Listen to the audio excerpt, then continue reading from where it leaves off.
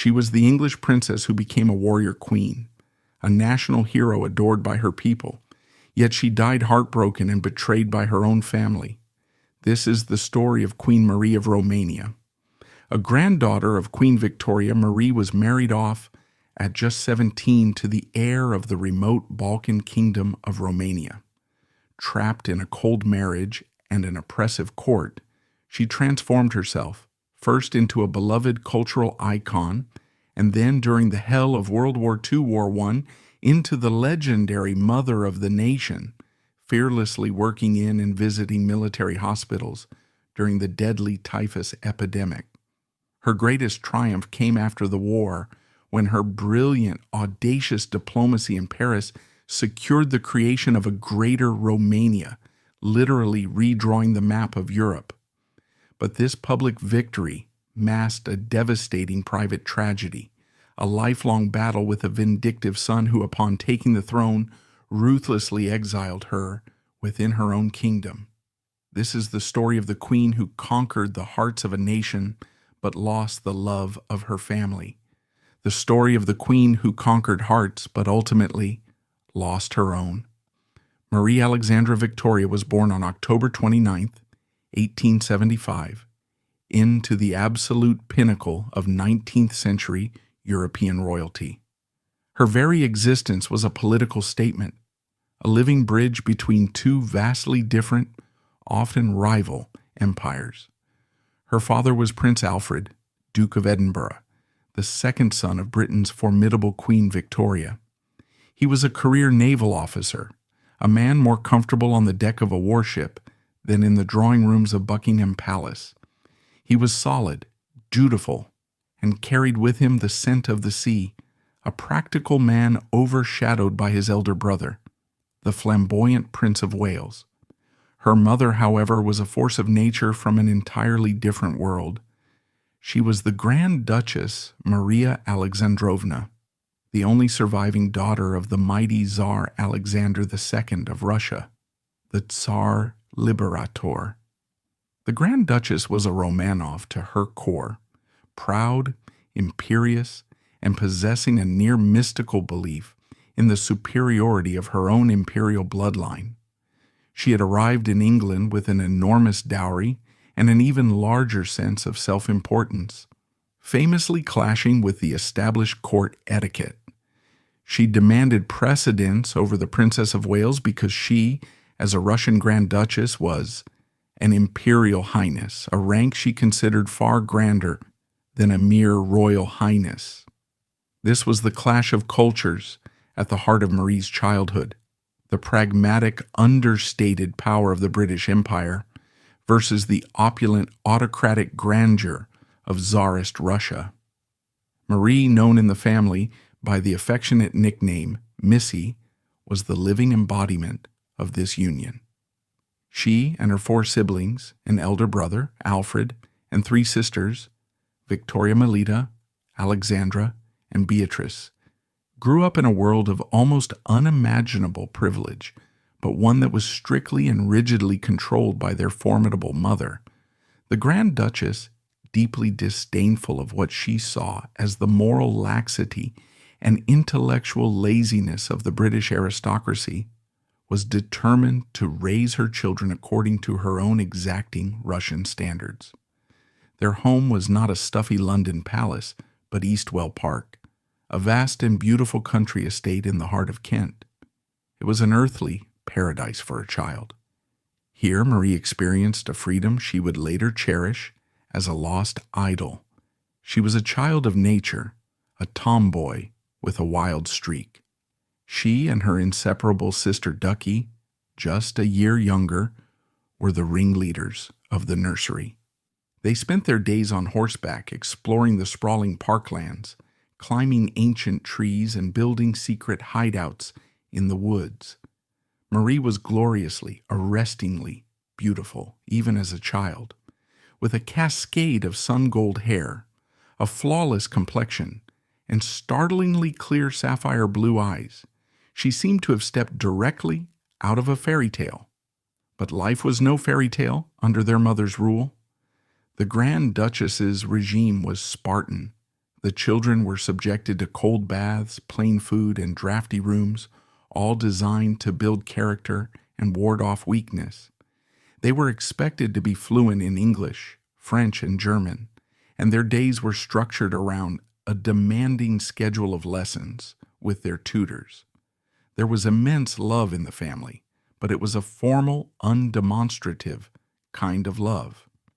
The Grand Duchess instilled in her children an unshakable sense of their own importance, a belief that they were set apart from ordinary mortals. It was a lesson in pride that would serve Marie well in the halls of power, but it also sowed the seeds of a deep and profound loneliness. She was taught that she was special, but she was never taught how to connect with the world outside the gilded cage of her rank. As Marie entered her teenage years, her legendary beauty became a subject of discussion in every court in Europe. She was no longer just a pretty child. She was a stunningly beautiful young woman with a vibrant personality and a sharp, intelligent mind. She was, by definition, one of the most eligible princesses in the world, and a match was already being contemplated, one that seemed written in the stars. Her first cousin, Prince George of Wales, the second son of the future King Edward VII, was deeply in love with her. He was a quiet, unassuming naval officer, a young man who preferred a simple life of duty and family to the glamour of court. In contrast to his gregarious father, George was shy, reserved, and possessed a deep well of kindness. He was utterly captivated by his beautiful, vivacious cousin Missy. Their shared childhood holidays had blossomed into a tender, unspoken romance. He was Georgie, and she was Missy, and in the quiet moments of family gatherings, they had forged a genuine and powerful affection. For a brief, hopeful moment, it seemed their destiny was set. George's older brother, the heir apparent, died suddenly of influenza, making George the direct heir to the British throne after his father. Now, a marriage to Marie was not just a romantic wish, but a matter of state importance. With his older brother's sudden death, George was now the direct heir to the British throne, and discussions of a possible match with Marie became a matter of state importance. George was deeply fond of her, and Marie cherished the idea of remaining in her beloved England.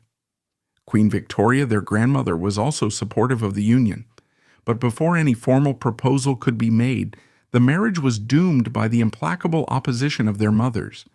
Two implacable forces stood in its way, their mothers. Marie's mother, the Grand Duchess, viewed the prospect with horror. She had a long-standing and bitter rivalry with George's mother, the Danish-born Princess of Wales, and she had no intention of seeing her precious daughter become a subject of the woman she disdained. Her pronounced Anglophobia and Orthodox faith also made her deeply suspicious of the British court. The Princess of Wales, for her part, held a deep-seated grudge against all things German and Russian due to the political conflicts that had affected her native Denmark, and she considered Marie's family to be arrogant and difficult. The mothers decreed that the match was impossible. The young lovers were devastated. Marie was forced to refuse the man she might have loved, the man who could have given her a life in the country she called home. It was her first brutal lesson in the cruel reality of her position. Her heart, her happiness, her entire future was a bargaining chip in the dynastic games of her elders. She was not a person, she was an asset. George would remain devoted to her memory for years, writing that the day she refused him was one of the darkest of his life. He would go on to marry the sensible Princess Mary of Teck and become a respected, if unexciting, king. But for Marie, the loss of Georgie and the life he represented was a wound that never truly healed. It planted in her a seed of cynicism about love and marriage that would bear bitter fruit. With the grandest match in Europe now forbidden, Marie's mother immediately began searching for another throne for her daughter. The candidate who emerged came from a world so alien, so remote from the ordered elegance of Marie's life, that it might as well have been on another continent. He was Ferdinand, the Crown Prince of Romania. To the great imperial courts of Britain and Russia, Romania was a romantic but primitive backwater. It was a young kingdom, a Latin island in a Slavic sea that had only gained full independence from the Ottoman Empire less than 2 decades earlier.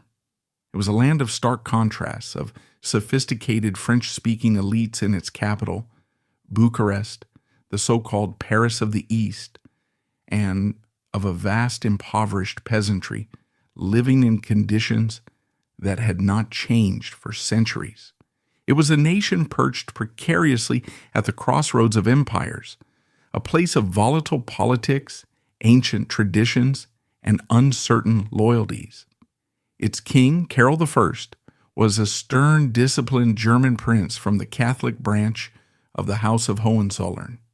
He had been imported in 1866 to bring order and modernity to the unruly nation. He was a soldier king, a builder of railways and armies, a man who had dedicated his entire life to forging Romania into a respectable European state. But his dynasty rested on a fragile foundation. His only child, a daughter, had died young, leaving the succession to his painfully shy and awkward nephew, Ferdinand. Ferdinand was a gentle, studious man in his late 20s, completely overshadowed and intimidated by his formidable uncle. His passions were botany and stamp collecting, not statecraft or war. He was good-natured, but lacked confidence and charisma. King Carol knew that Ferdinand on his own could not secure the dynasty. He needed a wife with impeccable royal credentials, a strong character, and dazzling beauty who could bring glamour, legitimacy, and most importantly, heirs to the Romanian throne. The stunningly beautiful granddaughter of Queen Victoria and the Tsar of Russia was, without question, the most perfect candidate imaginable. The proposal was made through diplomatic channels. Marie, then just 17 and still reeling from the loss of Georgie, was barely consulted. Her mother, dazzled by the prospect of her daughter becoming a queen, accepted on her behalf. Marie had only met Ferdinand twice, brief and formal encounters that left no impression. She knew nothing of him, and even less of Romania. In her memoirs, she recalled her sense of powerless terror. She was being bartered, sold off to a stranger to satisfy her mother's ambition.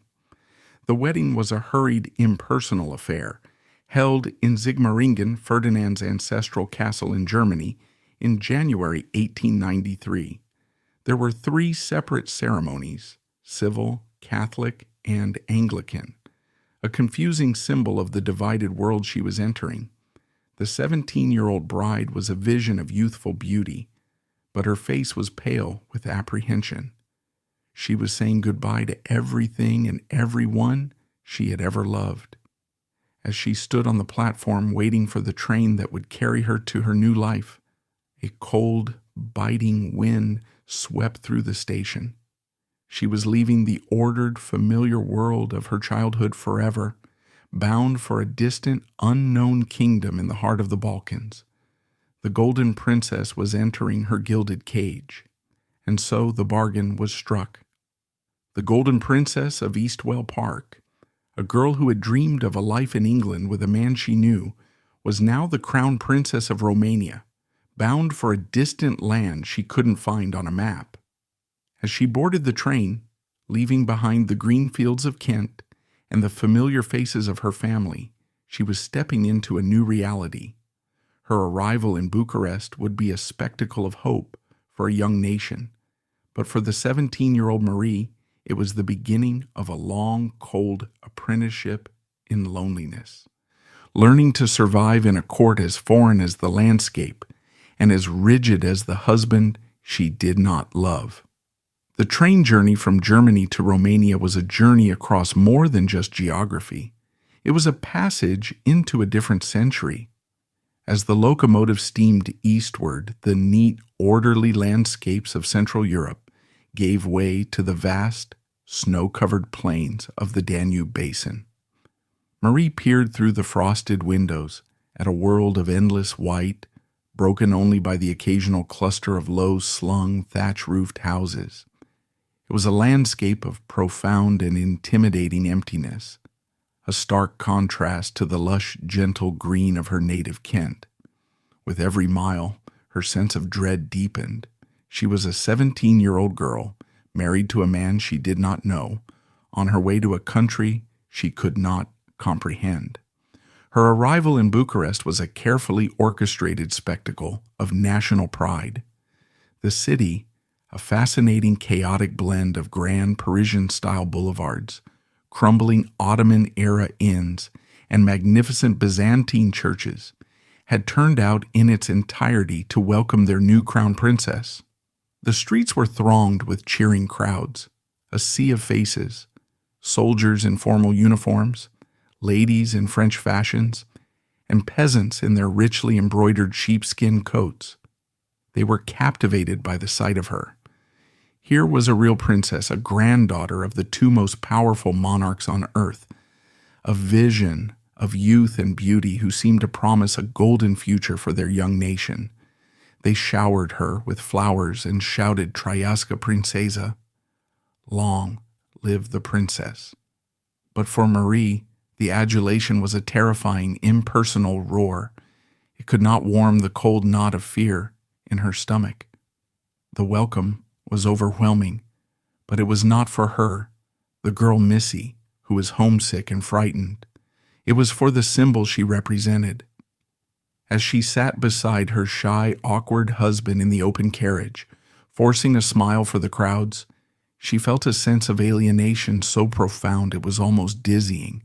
She had never been so utterly, terrifyingly alone. Her new home, the Cotroceni Palace in Bucharest, offered no comfort. It was a dark, forbidding building, its interiors decorated in a heavy, oppressive Germanic style that reflected the taste of her husband's uncle, King Carol I. The atmosphere within its walls was as somber and rigid as the furniture. King Carol was not just a monarch. He was the absolute patriarch of his court and family, and his word was law. He was a man forged in the crucible of Prussian military discipline, a man who lived his life by the clock.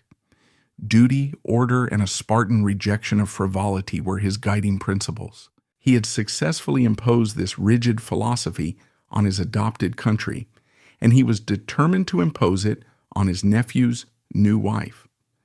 The king immediately took control of every aspect of Marie's life. He allocated her a yearly budget that he considered generous, but which Marie, accustomed to the casual wealth of her own family, found restrictive. He expected her to account for every penny. Her daily schedule was mapped out with military precision.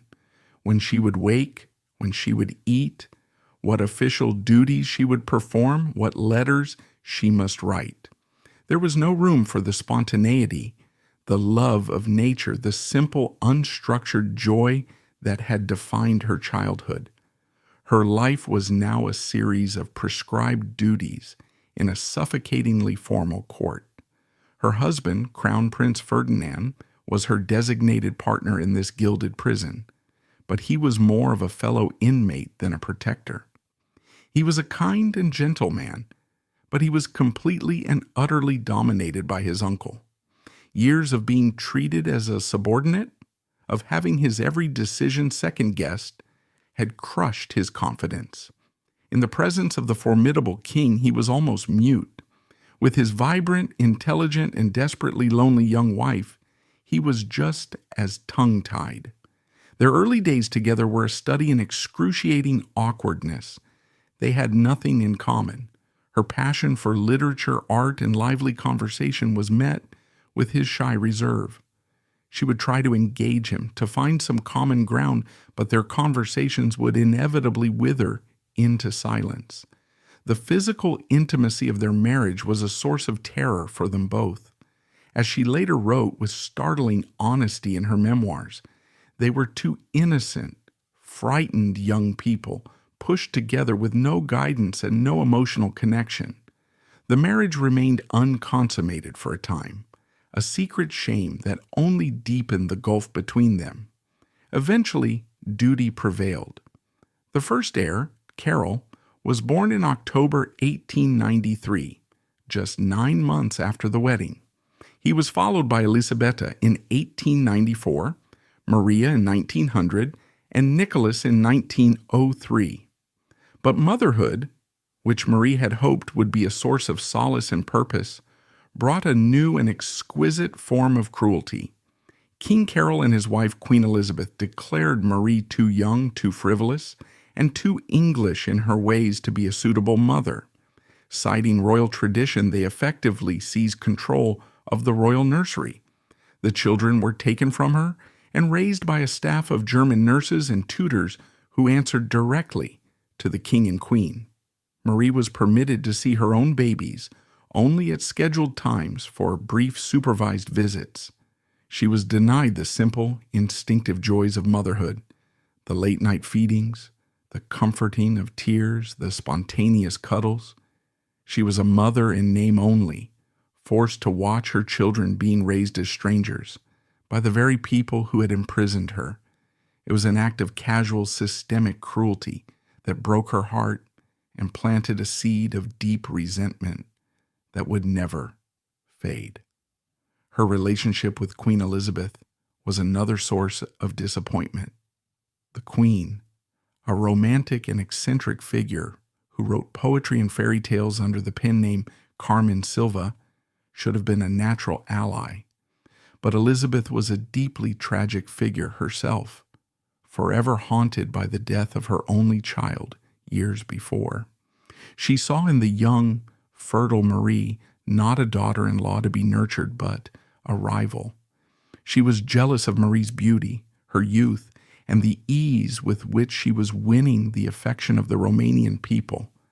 Instead of offering comfort or guidance, she often joined the king in his criticism of Marie's perceived shortcomings, her love of expensive clothes, and her un-Germanic vivacity. Isolated in her marriage, estranged from her children, and oppressed by the rigid court, Marie began to despair. The vibrant, confident girl from Eastwell Park was disappearing, replaced by a pale, listless princess.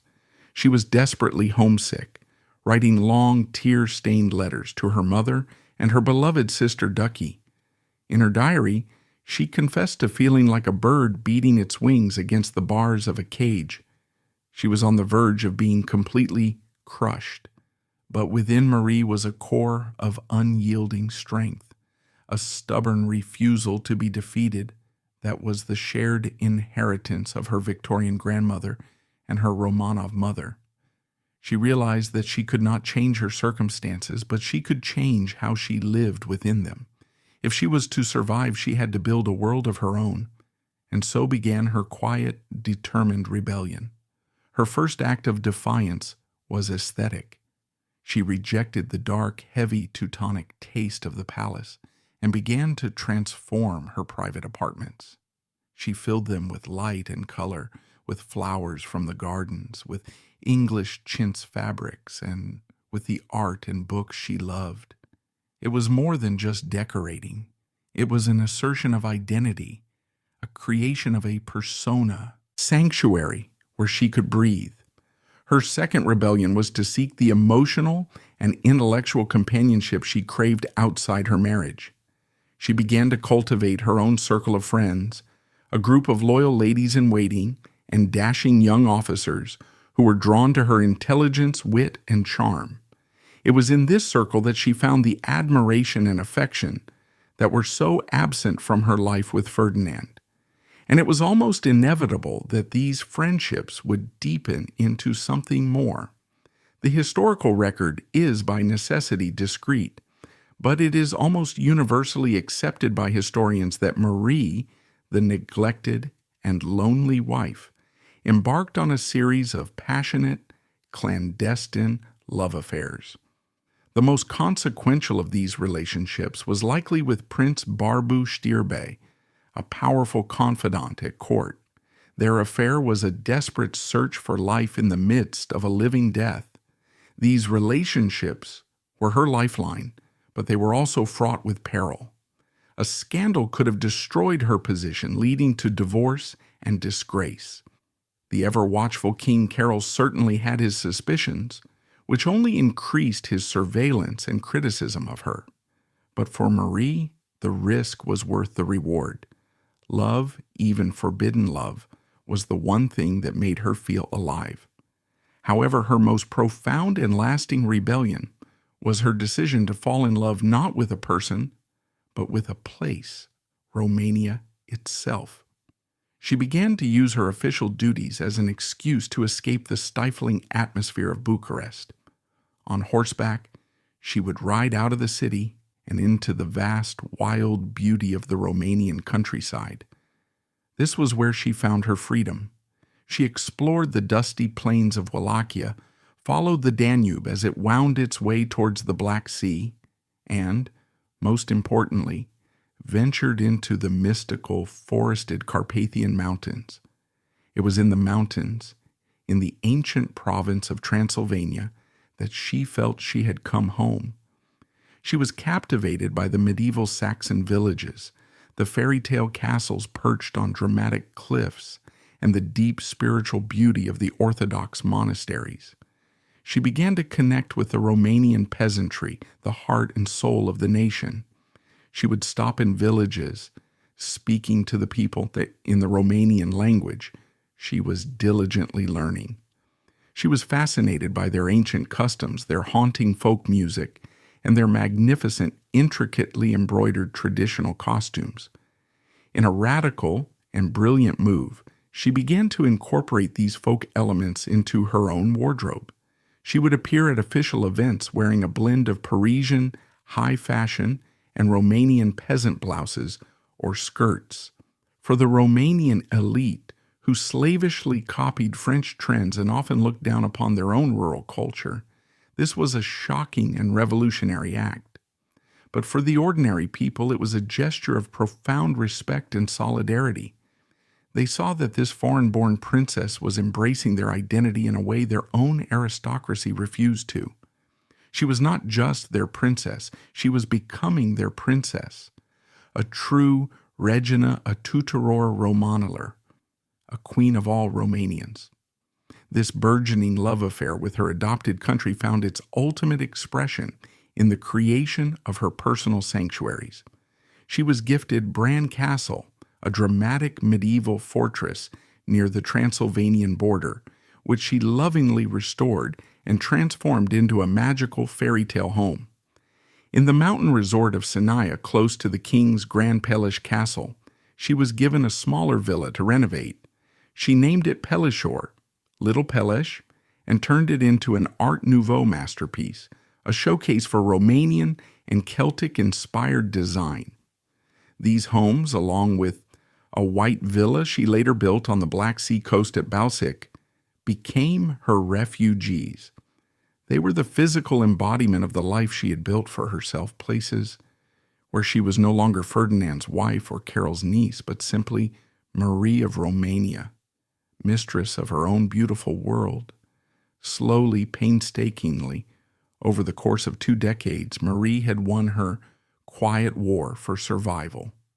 She had transformed herself from a frightened, homesick girl into a confident and immensely popular woman. She was a mother, a fashion icon, a cultural leader, and the most beloved member of the royal family. She had found a way to bloom in a land of thorns, but the skills she had learned in her private battles, her resilience, her courage, her deep connection to her people were about to be tested on a scale she could never have imagined. A storm was gathering over Europe, a cataclysm of fire and steel that would threaten to annihilate her adopted country, and would call upon the English rose to become its warrior queen.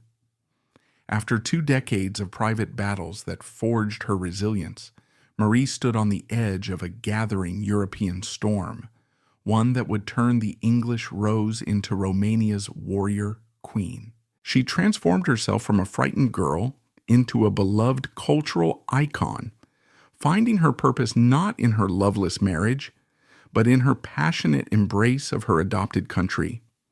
She had built her sanctuaries and found her voice.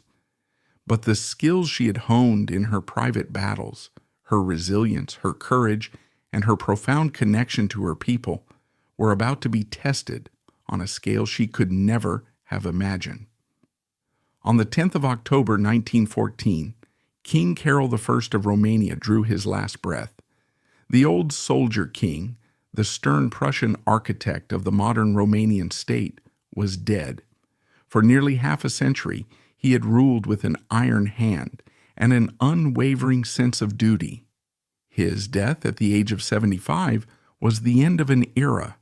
For his nephew Ferdinand, now 49 years old, it was the beginning of a reign he had long dreaded. For Marie, at 38, it was the moment she finally ascended to the position she had been prepared for over 2 decades. She was no longer a crown princess living in the shadow of a domineering king. She was the Queen of Romania. She inherited her crown at the most perilous moment in modern history. The assassination of Archduke Franz Ferdinand in Sarajevo just a few months earlier had ignited the tinderbox of European alliances, and the continent had descended into the industrial-scale slaughter of the Great War. The world Marie had been born into, a world of interconnected royal families who vacationed together and wrote letters to Granny Queen Victoria, was being systematically destroyed by its own inventions. The machine gun, poison gas, and artillery that could pulverize landscapes and erase human lives from miles away. Romania, under the cautious leadership of the now deceased King Carol, had declared a policy of armed neutrality. This position was a reflection of the country's deeply divided loyalties and its impossible geographic predicament. The late king, a Hohenzollern to his core, had been naturally pro-German. In fact, he had signed a secret treaty years before, binding Romania to the Triple Alliance with Germany and Austria-Hungary. However, the vast majority of the Romanian people and its political class were passionately Francophile and deeply sympathetic to the Allied cause. More importantly, their greatest national ambition, the very soul of their foreign policy, was the liberation of Transylvania, a vast and historically Romanian province that was languishing under the control of the Austro-Hungarian Empire. Joining the Central Powers would mean fighting alongside their Hungarian oppressors to preserve an empire that held millions of their ethnic brethren captive. It was unthinkable. Thus, Romania found itself walking a tightrope over a chasm of fire. For 2 long agonizing years, from 1914 to 1916, the government in Bucharest engaged in a frantic and delicate diplomatic dance. Both sides, the Central Powers and the Entente, desperately courted Romania. Its strategic position, controlling the lower Danube, its vast grain reserves, and most critically, its oil fields at Ploiești, made it a prize of immense value. Envoys from Berlin, Vienna, London, Paris, and St. Petersburg descended on Bucharest, making promises and veiled threats. The country became a hotbed of espionage and intrigue, its future being haggled over in the drawing rooms and embassies of its capital. At the center of this national debate were the new king and queen, and they could not have been more divided. King Ferdinand was a man tormented by his heritage. He was a German Hohenzollern, a cousin to the Kaiser. His heart and his habits were German, but he was also the king of Romania, and he had sworn an oath to his people. He was a deeply cautious and hesitant man, terrified of making the wrong decision, of plunging his country into a war that could lead to its annihilation. He agonized, he vacillated, he prayed. Queen Marie, however, had no such doubts. For her, the choice was simple, and she pursued it with the focused, passionate intensity of a crusader. Her loyalty was unequivocally with the Allies. She was English to her core, a granddaughter of Queen Victoria, a first cousin to King George V. The thought of fighting against her homeland was abhorrent. Furthermore, her deep and abiding love for her adopted country made her a fervent believer in the national ideal. She saw the war not as a catastrophe, but as a historic, God-given opportunity to create Romania Mare, Greater Romania. She dreamed of a unified nation, of seeing the Romanian tricolor fly over the ancient cities of Transylvania. She transformed herself from a cultural icon into a political powerhouse. Her private rooms at Cotrocini Palace became the nerve center of the pro-Allied faction. While Ferdinand dithered in official meetings, Marie engaged in her own brilliant informal diplomacy. She charmed politicians, flattered generals, and held secret meetings with the Allied ambassadors. She wrote passionate, persuasive letters to her royal cousins across Europe, including the Tsar of Russia and the King of England, arguing Romania's case. She used every weapon in her arsenal: her intelligence, her beauty, her charisma, and her unshakable conviction. She was relentless, a force of nature that slowly but surely wore down the resistance of her husband and his cautious ministers. Her influence was so profound that the Romanian Prime Minister Ion Brătianu was later said to have remarked, "In those 2 years, there was one man in Romania, and that was the Queen." Finally, in the summer of 1916, the Allies made an offer that was too good to refuse. In a secret treaty, they formally promised to grant Romania, Transylvania, and other Austro-Hungarian territories with Romanian populations in the event of an Allied victory. For Marie, this was the culmination of everything she had fought for. Her will had prevailed. On August 27, 1916, Romania declared war on Austria-Hungary. The nation erupted in a patriotic frenzy. Church bells rang, crowds cheered in the streets, and the Romanian army, full of hope and courage, marched across the Carpathian Mountains into Transylvania. The initial invasion was a success. The Romanian troops were greeted as liberators by their ethnic brethren.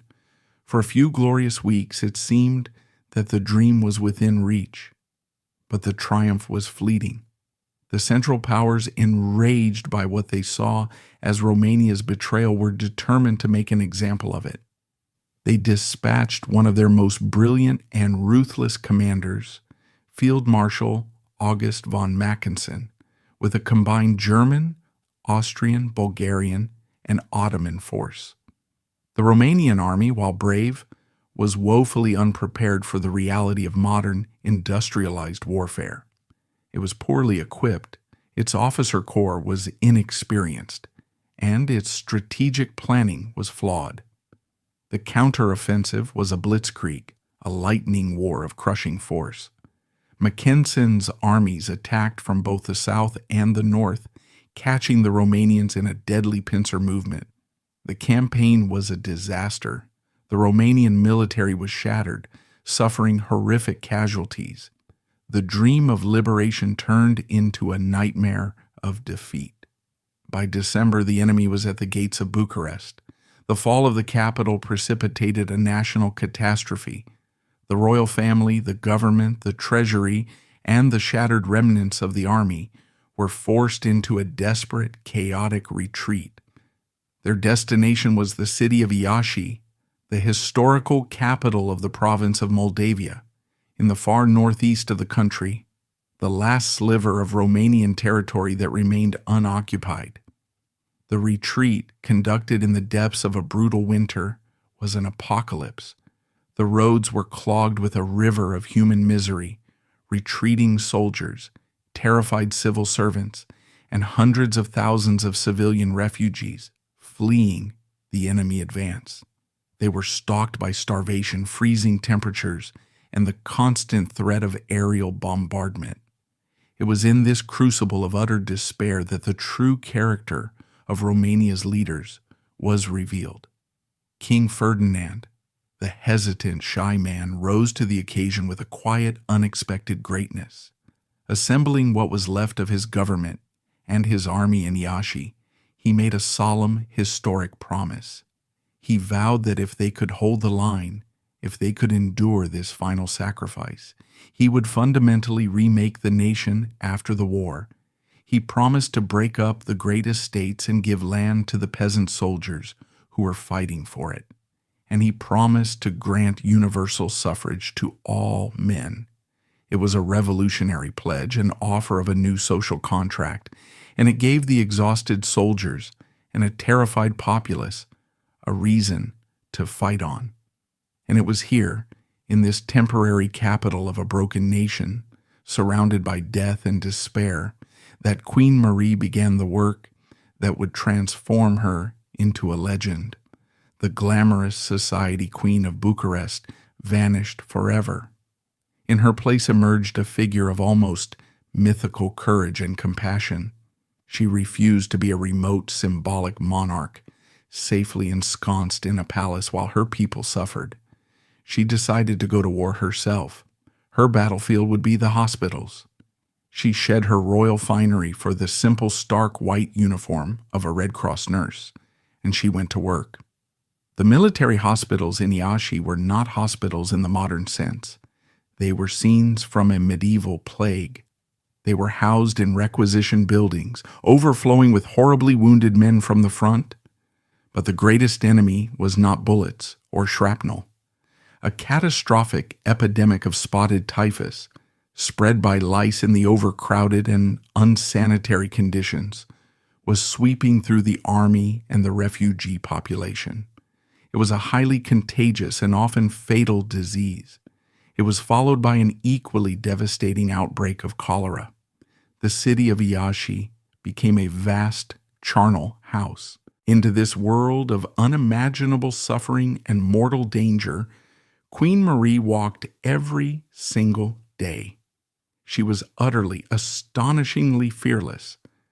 At a time when even some doctors and officials were afraid to enter the typhus wards, the Queen of Romania was a daily presence. She moved from bed to bed, speaking in Romanian to the soldiers, most of whom were simple peasants who could scarcely believe their eyes. She held the hands of men racked with fever, wrote letters home for those too weak to hold a pen, and distributed small comforts she had procured herself: cigarettes, food, a piece of chocolate. She was not a fleeting visitor on a carefully managed tour. She was in the trenches of the war against disease, breathing the same fetid air, witnessing the same horrors as the lowest-ranking nurse. She held men in her arms as they died, offering them a final moment of human dignity and comfort. The psychological impact on the nation was immense. The soldiers, who felt abandoned and on the verge of annihilation, began to see her as a divine presence, a guardian angel. They gave her a title that would be remembered in Romanian history forever: Mama Rănițelor, the mother of the wounded. Her courage became a living symbol of the nation's will to resist. Her daily acts of service shamed politicians who were despairing and inspired generals who were on the verge of surrender. The war took a terrible personal toll on her as well. In the midst of the chaos and disease, her youngest child, the 3-year-old Prince Mircea, contracted typhoid fever. In the makeshift royal residence in Iași, with little medical help available, he died in her arms. It was the most profound heartbreak of her life, a mother's worst nightmare realized in the midst of a national catastrophe. She was devastated, but her sense of duty was absolute. After burying her small son in a hurried makeshift grave, she took a few days to grieve, and then, her face a mask of sorrow, but her resolve unbroken, she returned to the hospitals. She poured her own immense grief into her work, tending to the sons of other mothers. For over a year, against all odds, the rump Romanian state survived. But in the autumn of 1917, a final blow fell. The Russian Revolution erupted, and her Romanov cousins were overthrown. Russia, her powerful neighbor and last remaining ally, collapsed into chaos and withdrew from the war. Romania was now utterly, hopelessly alone, an island of allied resistance, completely surrounded by the Central Powers. There was no choice. In the spring of 1918, Romania was forced to sign the humiliating Peace of Bucharest, a treaty that stripped it of territory and subjected its economy to German control. It seemed that everything had been for nothing. The sacrifices, the deaths, the suffering, all had ended in total defeat. Marie was plunged into a deep depression, but she never lost faith. She clung to the belief that the Allies would ultimately triumph on the Western Front. And she was right. That autumn, the Allied armies, bolstered by American troops, broke through the German lines. The Central Powers collapsed one by one. On November 10, 1918, just one day before the final armistice was signed in France-Romania, in a bold and audacious move, redeclared war on Germany. It was a symbolic act, but a crucial one. It ensured that when the victors gathered to remake the world, Romania would be among them. The war was over. Romania had endured. And its queen, who had walked through the valley of the shadow of death with her people, was no longer just a monarch. She was the sacred embodiment of the nation's soul. Through the crucible of war, fire, and pestilence, Queen Marie had emerged not just as a survivor, but as the sacred embodiment of her nation's soul. She had walked with her people through the valley of the shadow of death and had led them, by sheer force of her own spirit, to an improbable victory. But the war on the battlefield was over, and a new, more subtle war was just beginning in the gilded salons of Paris. The challenge now was to turn the immense sacrifice of her people into a lasting reality on the map of a new Europe, a task that would require not a nurse's compassion, but a diplomat's cunning and a lioness's heart. The war was won, but the peace was a chaotic, uncertain battlefield of its own. In the glittering spring of 1919, the leaders of the victorious Allied powers converged on Paris to dismantle old empires and draw the map of a new world from the ruins. For Romania, this was the moment of supreme truth. The nation had entered the war on the promise of unification, a sacred dream for which hundreds of thousands of its soldiers had died.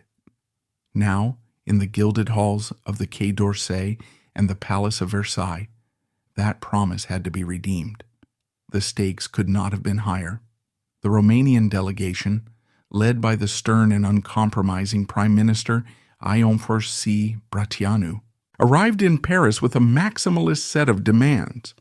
They had the secret 1916 treaty in hand and expected it to be honored to the letter. But the atmosphere at the conference was not one of grateful generosity. The Big Four, the pragmatic and cynical Georges Clemenceau of France, the cunning David Lloyd George of Britain, the idealistic but often rigid Woodrow Wilson of the United States, and the easily slighted Vittorio Orlando of Italy, were exhausted by war and besieged by a clamor of competing national interests. They were in no mood to be dictated to by what they considered a minor Balkan power. Brătianu's approach was a disaster. He was arrogant, legalistic, and utterly lacking in diplomatic finesse. He lectured the great powers, treating the treaty as a binding contract and refusing any form of compromise. He quickly alienated everyone. Clemenceau, the Tiger of France, found him insufferable. Lloyd George considered him a provincial nuisance. President Wilson, who had never been a signatory to the 1916 treaty and was suspicious of such secret deals, was actively hostile. The negotiations stalled. Romania, which had sacrificed so much, was on the verge of being diplomatically isolated and losing the very prize for which it had fought. The dream of Greater Romania was dissolving into a nightmare of diplomatic failure.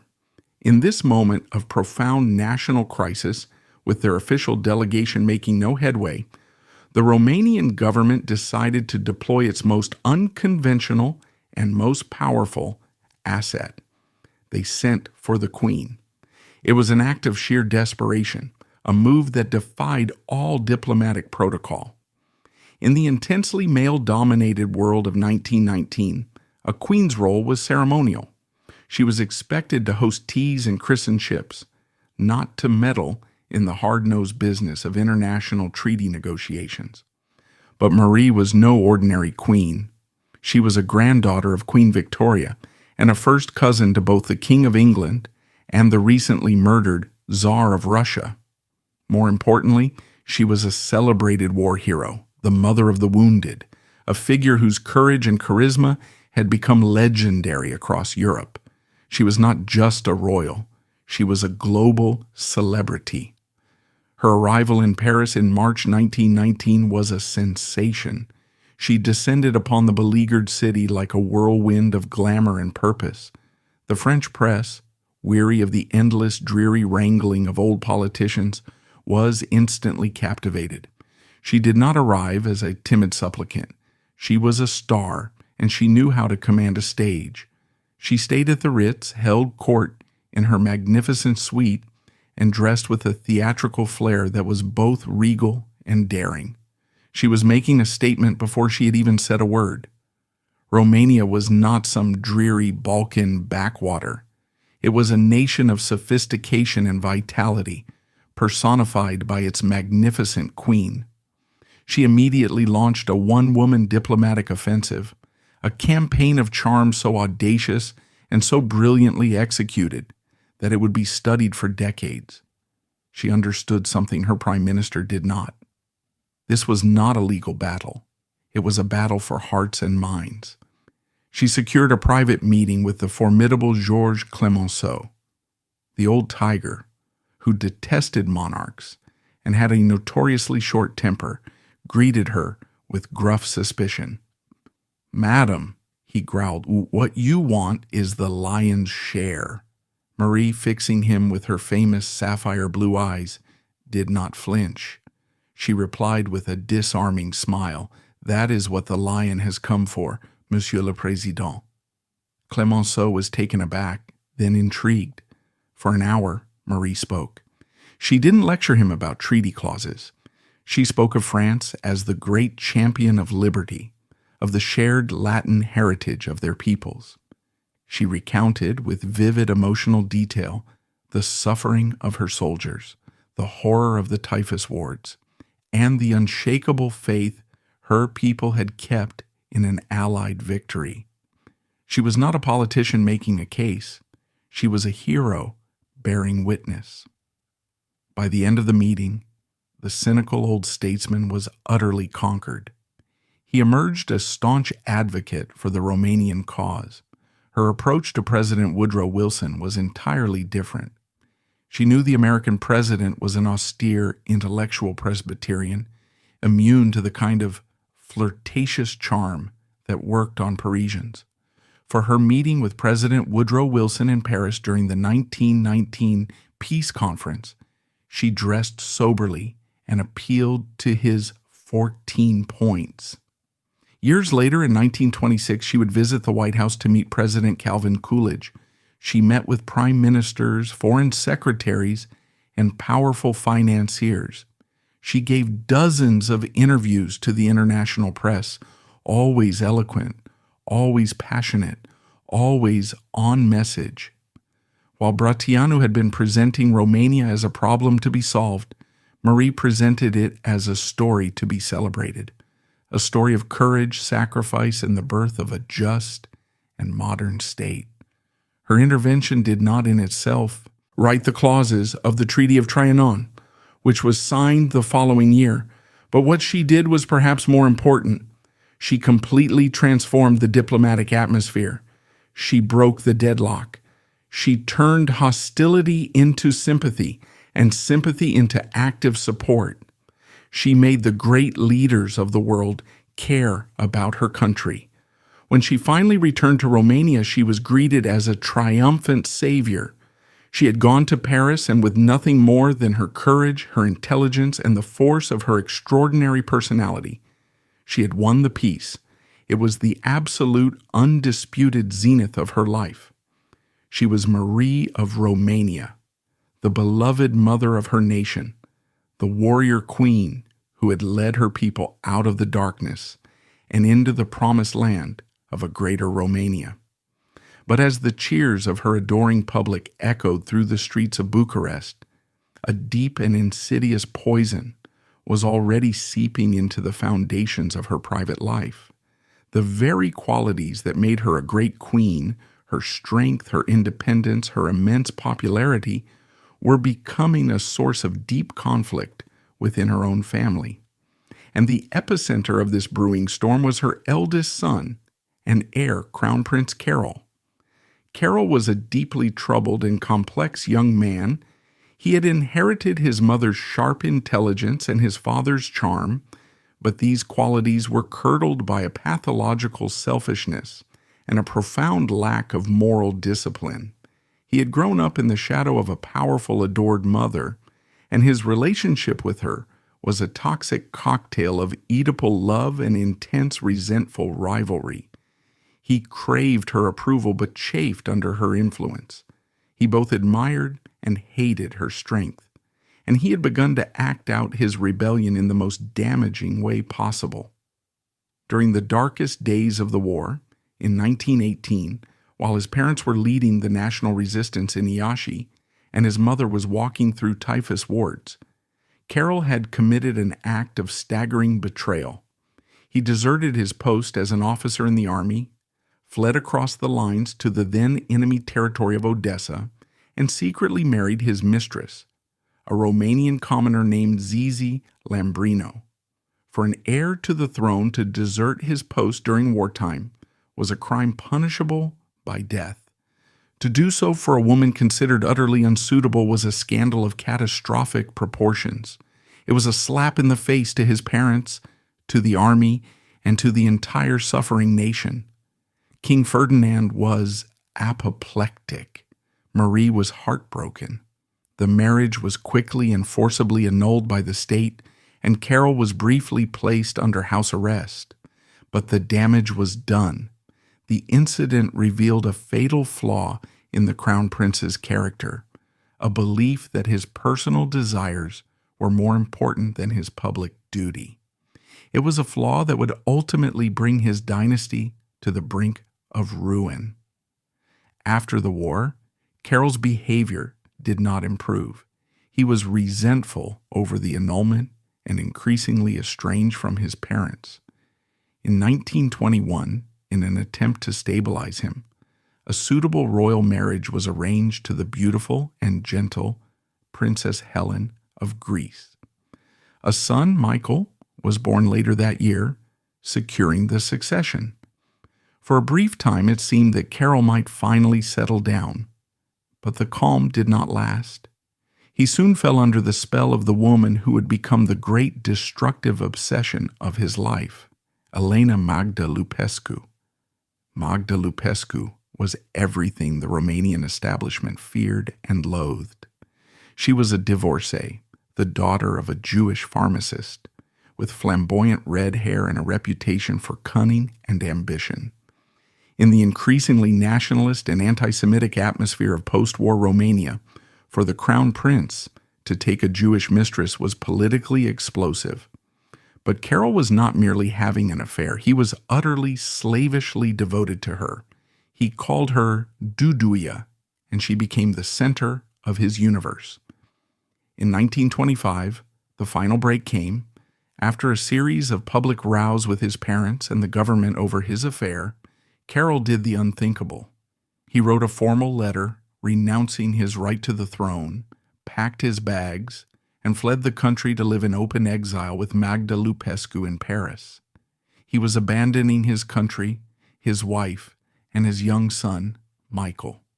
For Marie, this was a blow more devastating than any enemy army. It was a public humiliation of the highest order.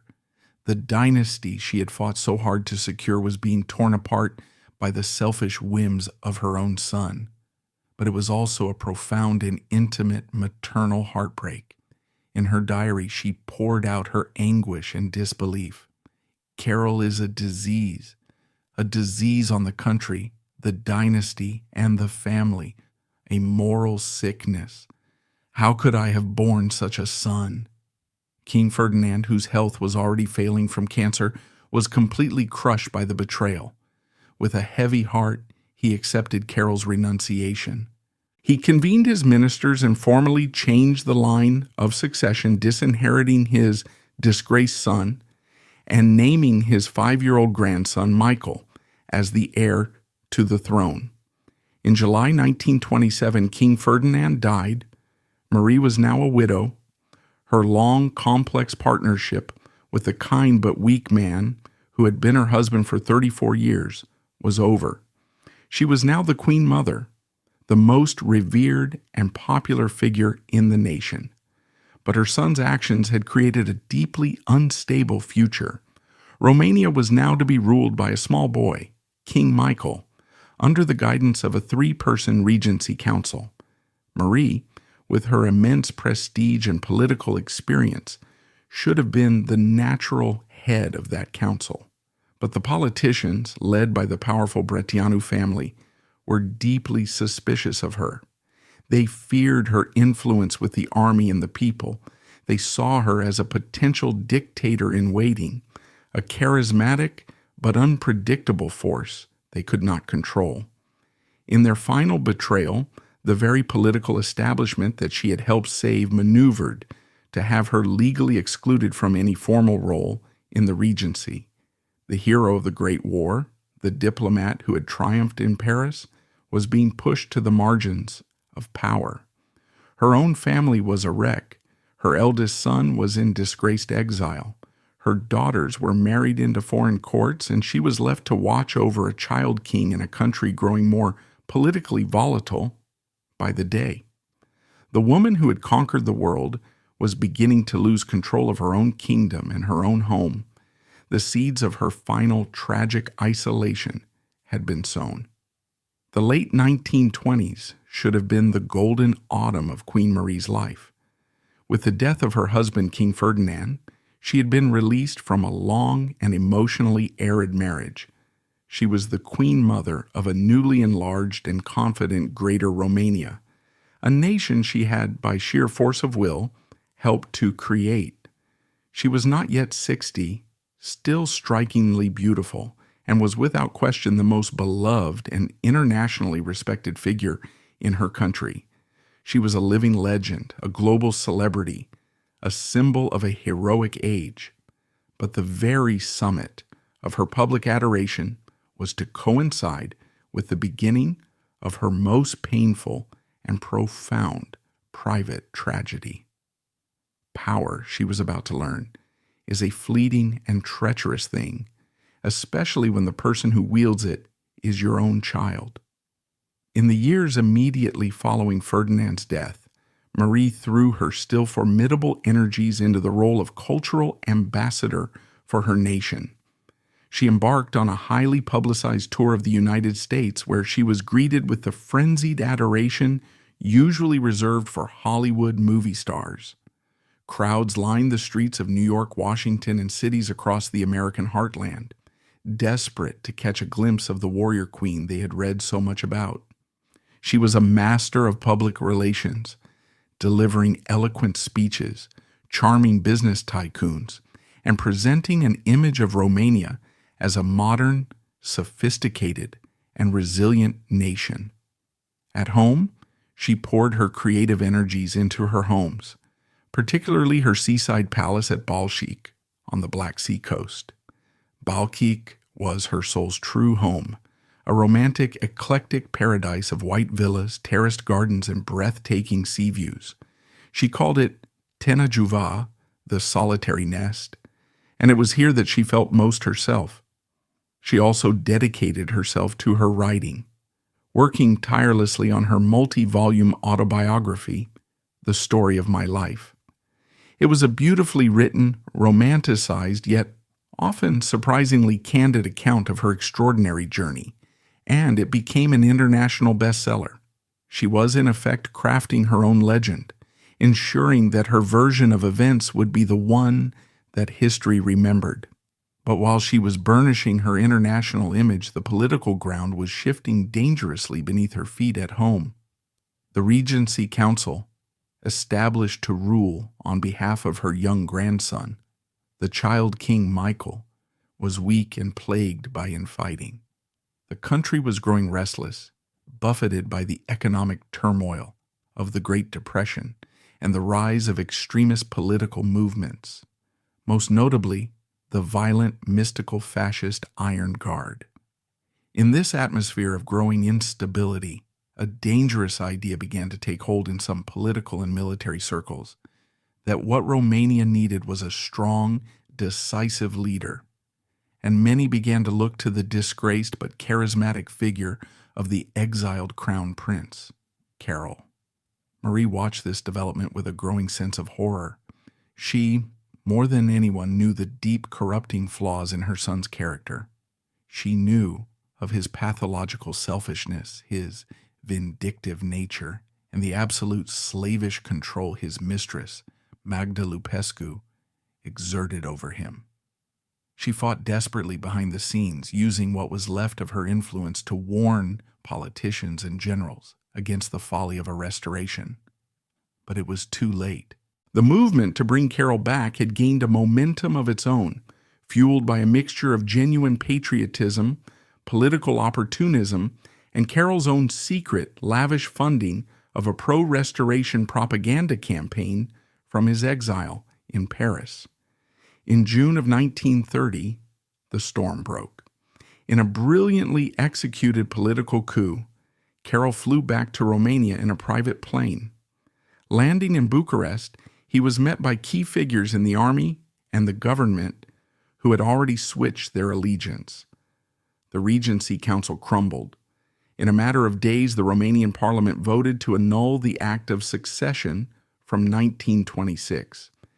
In an act of staggering dynastic cynicism, Carol II deposed his own 9-year-old son, Michael, demoting him back to crown prince, and had himself proclaimed king of Romania.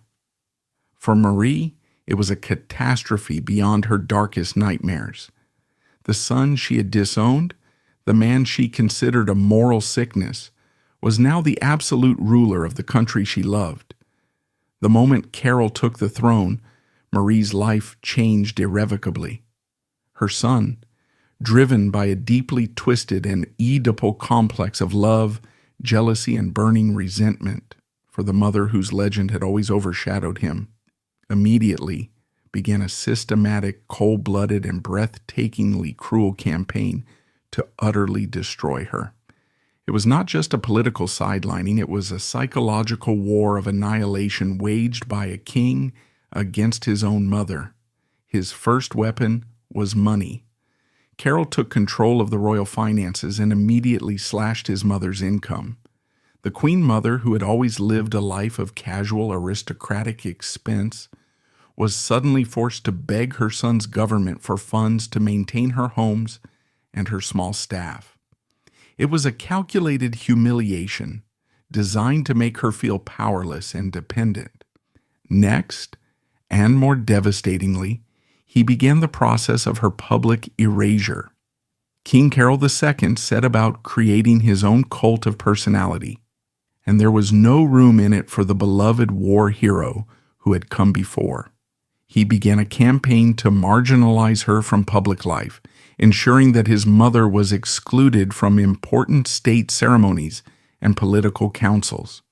Official narratives were revised to downplay her role in the Great War and the Peace Conference. The mother of the nation was being deliberately and methodically turned into a ghost, an irrelevant old woman living in the past. But Carol's cruelest and most unforgivable blows were aimed not at her public status, but at her heart.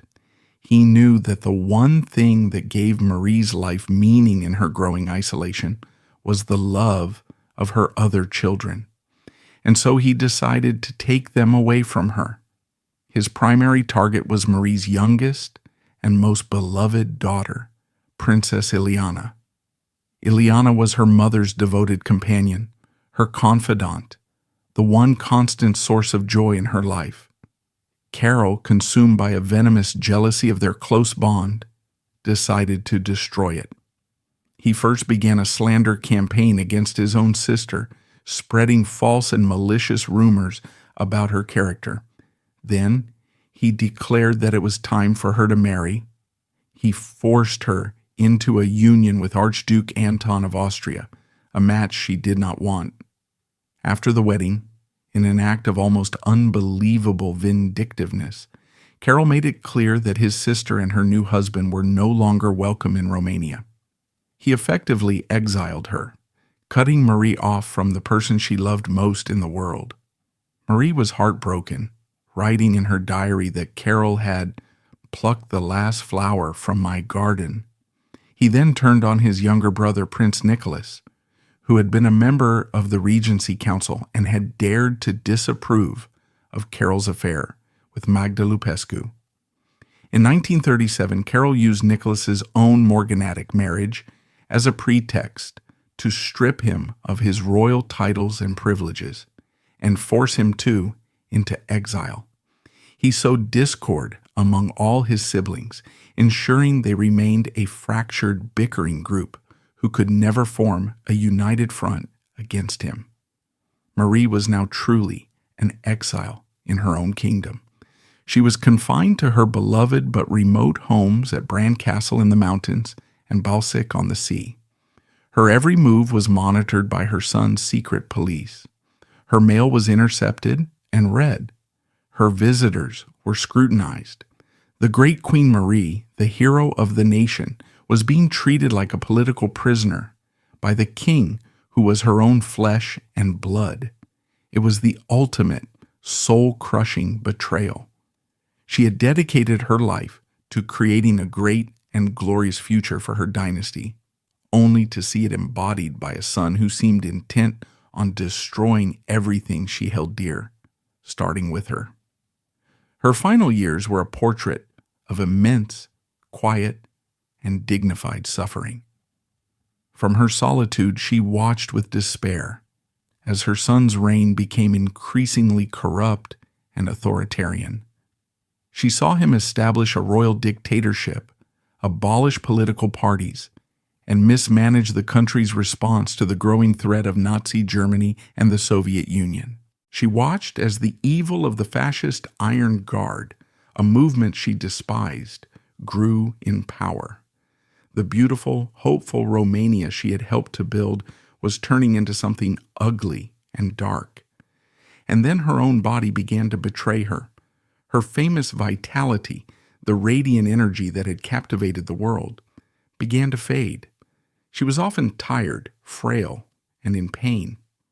The doctors were initially puzzled, but eventually they arrived at a devastating diagnosis: cirrhosis of the liver, likely a non-alcoholic form of the disease that modern medicine might identify as biliary cirrhosis. The illness was a tragically ironic one for a woman whose life had been a long, exhausting battle. Her body was giving up. In the summer of 1938, desperately ill, she made a final journey to a sanatorium in Dresden, Germany, seeking a cure that did not exist. The treatments failed. Knowing that the end was near, she was consumed by a single final wish: to die on Romanian soil. A special train was chartered to bring the dying queen home. It was a long, slow journey across a Europe that was teetering on the brink of another war. As the train crossed the Romanian border, an extraordinary and spontaneous tribute occurred. All along the railway line, in the small villages and towns of the countryside, peasants and railway workers who had heard the news of her return gathered by the tracks. Contemporary eyewitness accounts describe how, as the train carrying their dying queen passed, they fell to their knees in the dirt, crossing themselves and praying in silent farewell. They had never forgotten her. She was taken to her beloved Pelishor castle in the cool mountain air of Sinaia. The end came quickly. Her estranged son, King Carol II, and her beloved grandson, Michael, rushed to her bedside. On the evening of July 18, 1938, with her two children at her side in a moment of brief and final reconciliation, Queen Marie of Romania died. She was 62 years old. Even in death, the drama and the symbolic power of her life continued. When her will was read, it contained a final extraordinary request, a gesture so romantic, so poetic, and so deeply revealing that it served as the final chapter of her autobiography. She decreed that while her body was to be entombed with the other Romanian monarchs at the royal monastery of Curtea de Argeș, her heart was to be removed. It was to be placed in a small jewel-encrusted golden casket and taken to be enshrined in the chapel of her seaside palace at Balcic, her solitary nest. It was a final powerful statement, a declaration of where her true loyalties lay.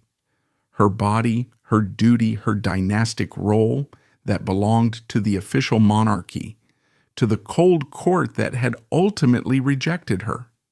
But her heart, her love, her passion, her very soul that belonged to the beautiful, wild, and authentic Romania she had discovered for herself, the Romania of the sea and the mountains, of the peasants and the soldiers. It was the final heartbreaking act of a queen who had been forsaken by her own family, turning in death to the only unconditional love she had ever known, the love of her land and its people. The betrayal was complete. The king, her own son, had succeeded in turning his mother into an exile in her own kingdom, a ghost haunting the margins of a nation she had saved. As her health failed and the world she knew grew darker, Marie's final years became a quiet testament to her immense dignity in the face of suffering. But a life so large, so intertwined with the destiny of a nation, does not simply end. With her death, the story of Queen Marie transcends the personal tragedy of her last years and becomes a question of legacy. What is the enduring meaning of a queen who was adored by millions but rejected by her own family? What becomes of a nation's heart when its greatest hero is laid to rest? The death of Queen Marie was not merely the passing of a monarch, it was the extinguishing of a great and radiant light. For the people of Romania, a nation still young and struggling to define itself on the world stage, her loss was profound. In the days that followed, a wave of genuine, heartfelt grief swept across the country. This was not the manufactured, state-mandated mourning for a distant sovereign. This was a deep, personal sorrow for a woman who had, through her actions and her heart, become the mother of their modern nation. Her funeral procession was one of the most remarkable outpourings of public emotion in Romanian history.